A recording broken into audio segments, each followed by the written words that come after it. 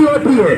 अगर हमारा घर है तो जिम्मेदारी किसकी है? हमारी। तो हम लोग अगर अपने घर की साफ सफाई रखेंगे और अच्छा ये बताइए पान मसाला में कितना रुपया खर्चा हो जाता है? भैया 100 रुपया चला जाता है। 100 रुपए चला जाता है पान मसाला पुड़िया में। एक दिन का खर्चा पान मसाला पुड़िया का 100 रुपए का होता है। मान लीजिए महीने का हम लोग कितना रुपया खर्चा करते हैं? 3000 रुपए महीना।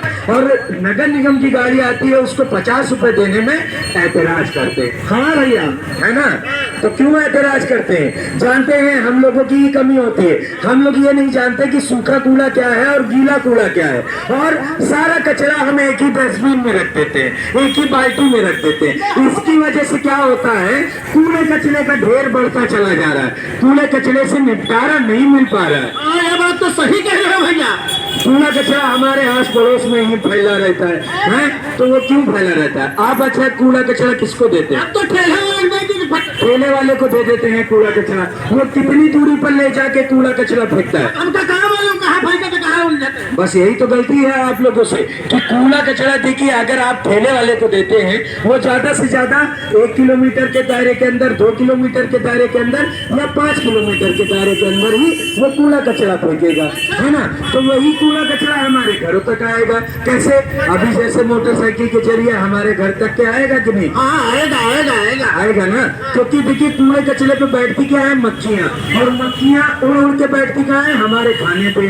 और खाने को दूषित करती है। उस खाने को खा लेते हैं हम लोग तो हम लोग आए दिन बीमार पड़े रहते हैं। हाँ ये बात सही कह रहे हो भैया। इसीलिए चाहे सूखा कूड़ा हो चाहे गीला कूड़ा हो, दोनों कूड़े को अलग अलग रखना चाहिए। अब सूखा कूड़ा क्या है? जो मानव द्वारा तैयार किया गया।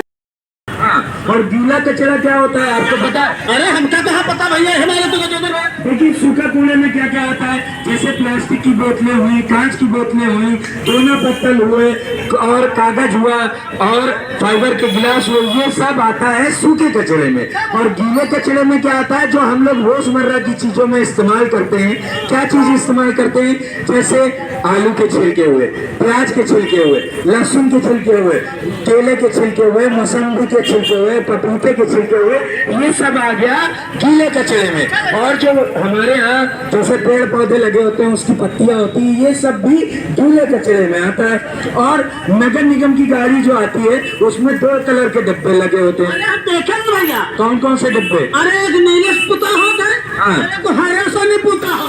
हाँ, तो वो किस लिए बना होता है कि आप अगर उनको कूड़ा देते हैं तो वो सूखा कूड़ा अलग रखते हैं, गीला कूड़ा अलग रखते हैं। इससे क्या होता है? हमारे शहर से दूर ले जाकर वो नगर निगम की गाड़ी जो आती है और वो कूड़ा ले जाकर अपने शहर से दूर रिसाइकल प्लांट तक के वो कूड़ा कचरा ले जाती है। उससे क्या होता है? जो कूड़ा कचरा अलग अलग छटा होता है, सूखा कूड़ा अलग होता है, गीला कूड़ा अलग होता है। गीले कचरे को खाद के रूप में बनाया जाता है, फिर से उपयोग किया जाता है। अच्छा भैया। हाँ हाँ हाँ, और सूखा कचरा फिर से उपयोग करने योग्य बना दिया जाता है। जैसे कांच पिघलाकर नए कांच तैयार कर दिए जाते हैं। इससे क्या होता है? कचरे का ढेर कम होता चला जा रहा है, कचरे का ढेर कम होता चला जाएगा। और हम लोगों को भी इस मुहिम में शामिल होना चाहिए और सूखा कूड़ा अलग और गीला कूड़ा अलग देना चाहिए।